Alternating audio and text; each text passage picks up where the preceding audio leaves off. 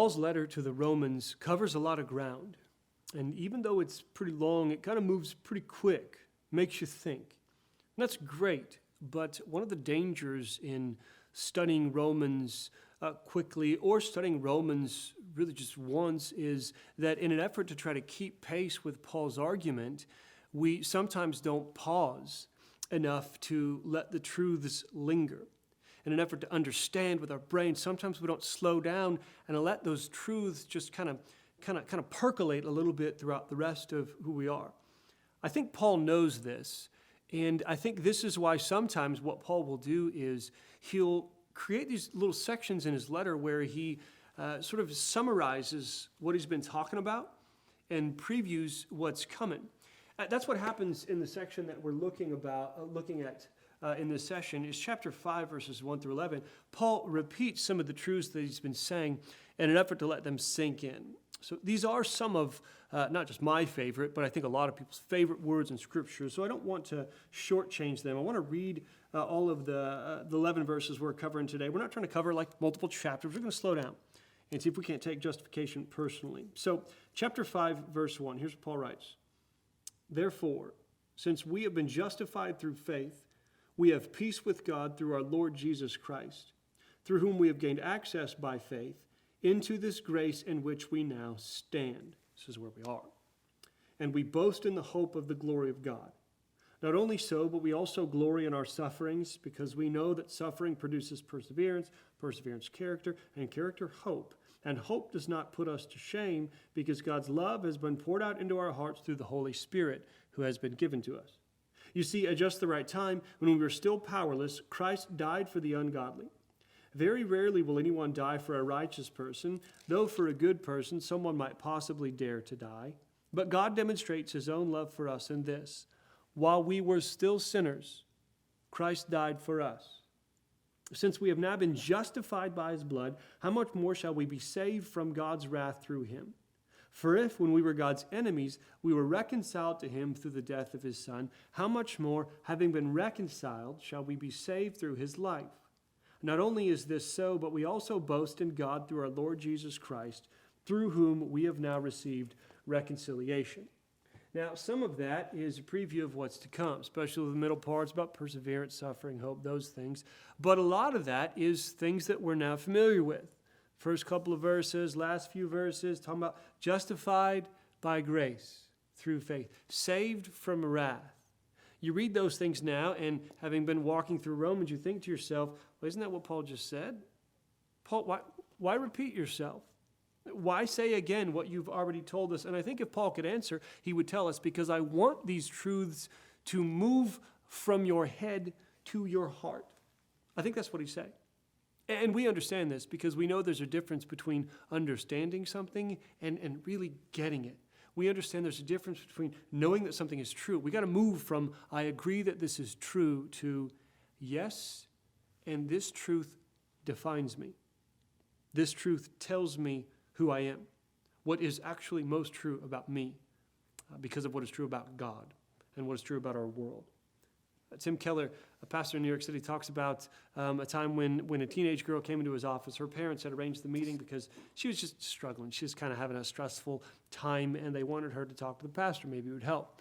He's a young pastor, but he's like, no problem. Yeah, I can say some things that can hopefully help her. And he had just preached a sermon on the gospel about some of the stuff we're talking about. God saves us by grace through faith, and our status before him is taken care of. We're declared righteous, not by righteous things we've done, but by his own mercy and grace. And so he's thinking, all right, great. I just preached this sermon, so I can tell her what should make her happy.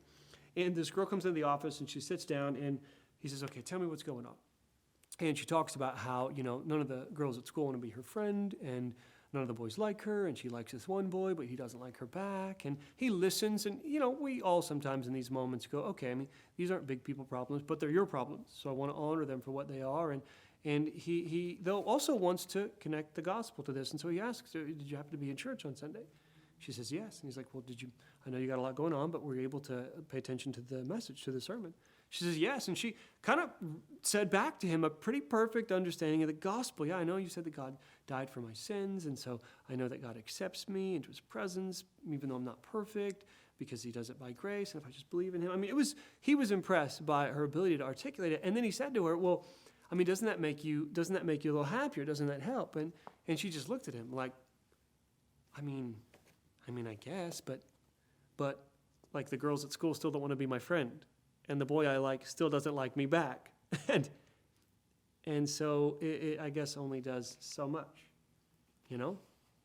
It's been said that the longest distance in the world is about 15 inches from our head to our heart.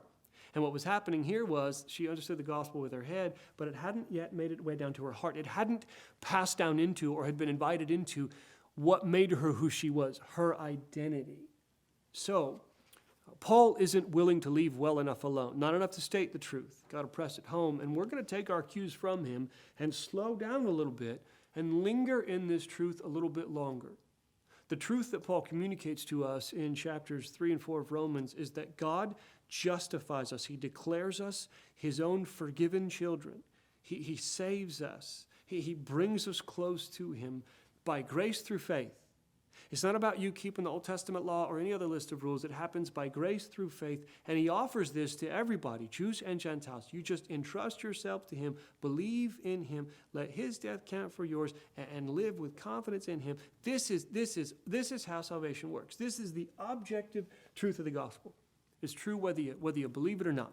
But we want to move this objective truth to subjective truth. Objective truth, it's true whether you're aware. So, there's a wall there, or there's a leg on that table. We become subjectively aware of the truth when we kick it and stub our toe on it. It always was there, but now I know it was there. When Paul says, this is always true, but now I want you to know that it's true in such a way that it actually moves you from I agree with this statement to this now defines me. And I'll tell you up front, I think we need to make two moves in order for this to work, in order to take justification personally. I think we have to choose to believe a couple of things and then continue choosing those things over and over. And the two moves I think we have to make are fairly simple. I think, first of all, you have to let God's opinion of you define you. And secondly, you got to let Christ's death determine God's opinion of you. At some level, it really is that simple. The truth of justification, put into our language, let God's opinion of you define you. This is what gives you your identity, tells you who you are, and let Christ's death determine God's opinion of you. So it's not just, that what you do defines you, or what other people say about you defines you, or what you could accomplish defines you. No, it's God's opinion. And it's not just like, well, what's God's opinion? It's determined for us by the cross. Let that sink in for a minute. If you want to be a person who doesn't just go through the motions religiously or spiritually, if you want to be a person who understands why some people find the gospel so compelling that they'll live for it and at times even die for it, if you want to grasp with your whole person why this message can bring joy, and if you want that joy, and if you want to live with that peace that starts now and stretches to eternity, you got to take justification personally. You got to believe both of these two truths. Again, both of them. You got to believe both of them. All of our inner turmoil, I think, is connected to a denial of one or both of these truths. Got to have them both in place. If you believe the second but not the first, you've let Christ's death determine God's opinion of you, but you've not let God's opinion of you define you, then you're going to be like the girl in Tim Keller's office. I know that this is true, but it doesn't seem very relevant. Yeah, sure, cool, all right, I'm accepted by God, whatever. If you're still defining yourself by something else, then that's not going to seem very important to you. On the other hand, if you believe one but not two, if you let God's opinion of you define you, but you don't let Christ's death determine God's opinion of you, then you're probably intimately acquainted with things like guilt and shame. Then you probably know what it's like to hide from people and not let them see the real you because you're afraid you won't be accepted. Or you may know what it's like to stay busy all the time so that you can avoid the disquiet in your heart. Because you know that, what God thinks of you is what you are. Your status before God, it determines your well-being, but you're not quite sure you've ever done enough to please him. And so you find yourself stuck in this cycle, this wreck. I don't want either tragedy for you, and I don't want them for me. So let's get to work.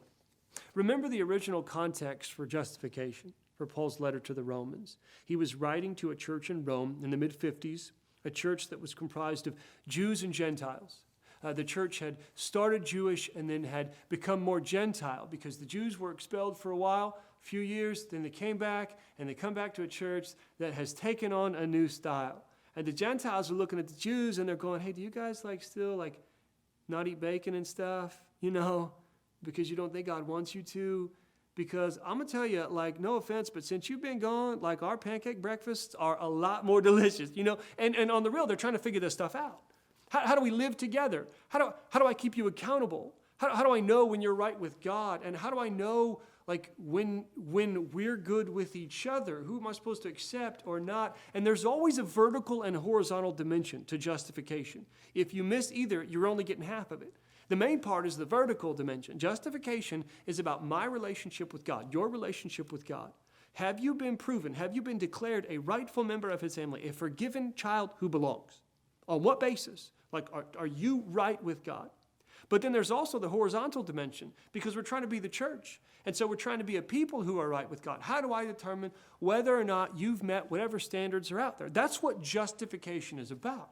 And if we're justified by works of the law, then you've got to follow the law in order to be right with God and a legit member of the family. But if we're justified by grace through faith, then we got different terms for these things. And Paul's answer, now and forevermore, is that you're justified by grace through faith. That's the formula. Memorize it. Write it on your brains. By grace through faith. By grace through faith. Say it to yourself all day long, because that's the formula for salvation. By grace through faith. It's not about whether you follow all the Old Testament or any other list of rules. At this point, on this question, they're not the point. And don't be fooled if you're not religious. If you're not a church person, maybe you think, all this justification talk is just for you church people who are trying to please God. No, it's not. No, it's not. Justification is not just a religion thing. It's a human thing, because we're all trying to justify ourselves. Think about how we use the word. I think this is hardwired into our psyche. Think about, we talk about, a justified vacation or a justified nap. Or, well, he did that, but it was justified. What does that mean? It means that he or she earned it. They deserve it. It's justified. It means it was earned, deserved. It makes sense that they would do this. And so the question is, have I done enough to earn this? And if you look closely enough, you'll see that we do this with our lives as a whole. I'll quote a fictional example because it's a little bit less hard-hitting. Think about, you all know Rocky. Think about Rocky. And when Rocky's going up to fight Apollo Creed, and he said, I don't care if I win, all I want to do is go the distance. Nobody's ever gone the distance with Creed. But if I can go the distance, if I can stay up, if I can stay in the ring, then I'll show that I'm not just another bum from the neighborhood. Then I'll show that I'm somebody.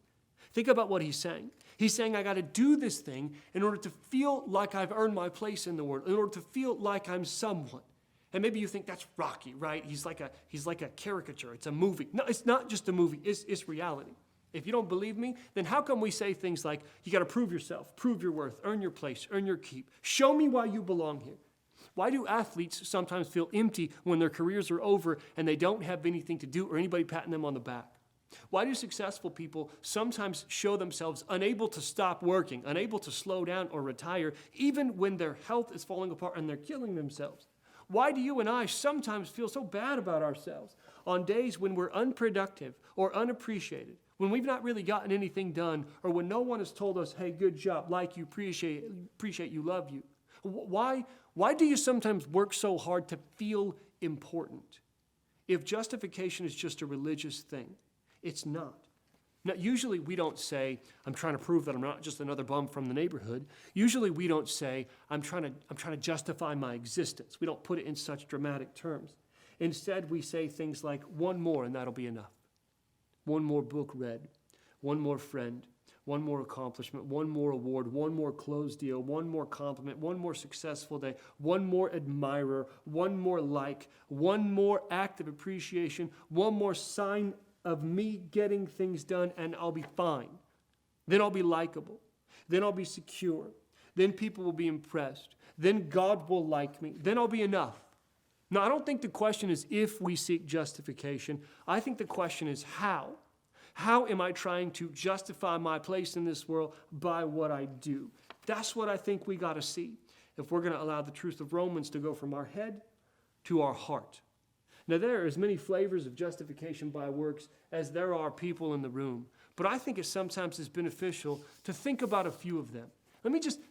This isn't an exhaustive list, but let's just talk about some of the ways that we point, some of the things we point to prove our worth, For some of you, it's knowing.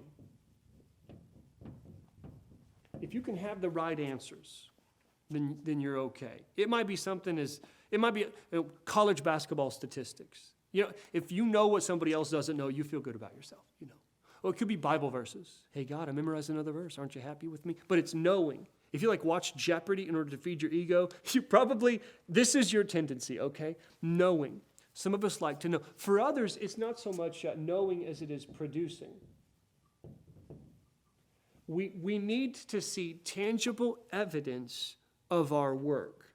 And on days when we don't, it's harder to go to sleep happy. It's harder not to feel dejected, even worthless, because we wasn't very productive today. And sometimes, we all say that at times, if it's not a big deal, you're fine. If it's a big deal, if it crushes your soul or threatens to, then this may be your justification by works flavor. For others, it's not so much producing. Man, we could go on forever on this, but sometimes it's earning. We all like getting a paycheck. But if getting a paycheck makes you feel safe and secure in the world, we might have a problem. For others, it's winning. It's competition.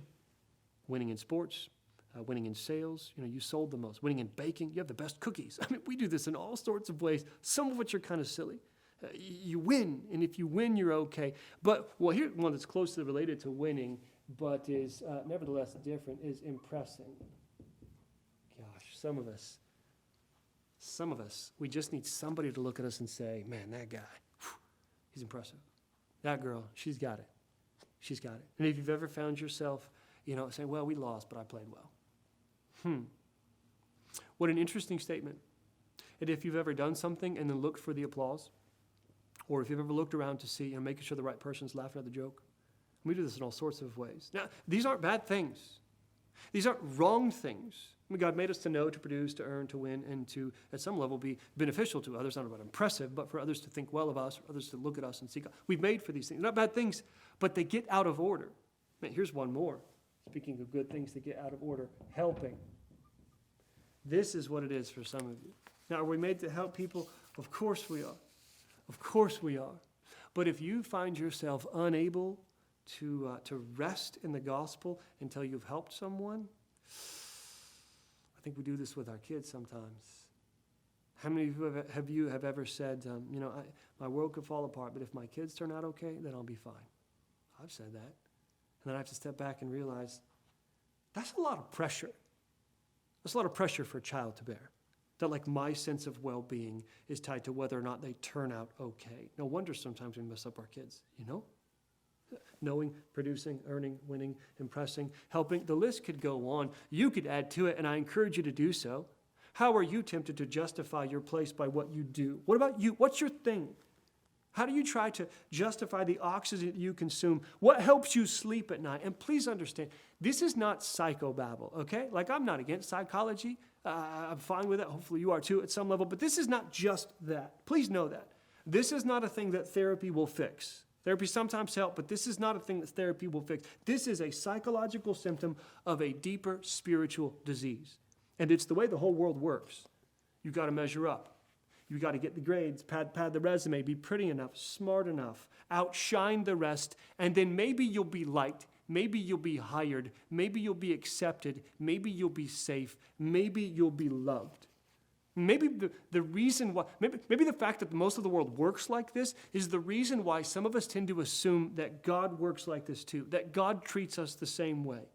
Fact is, I guess that some of you actually, you think you have to, if you really believe more, or serve more, or read the Bible more, or do more good, or pursue more justice, or show your faith in tangible ways, then maybe in the end it will be enough. Maybe in the end God will accept you into his presence.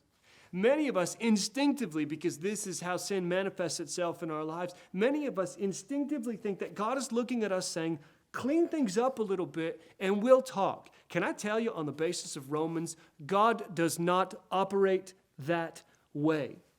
Never has, never will. And Paul's doing everything he can to make sure we get this, to make sure we understand the basis for our righteousness, for our justification, for our having a place in this world and in God's family. Remember Romans. Remember by grace through faith. When you think these thoughts, remember by grace through faith. Remember that your status before God determines who you are, and your status before God is determined by the cross. Your well-being, your identity, your safety is determined by what God thinks of you. And what God thinks of you is defined by Jesus' death on your behalf. Let me put it simply.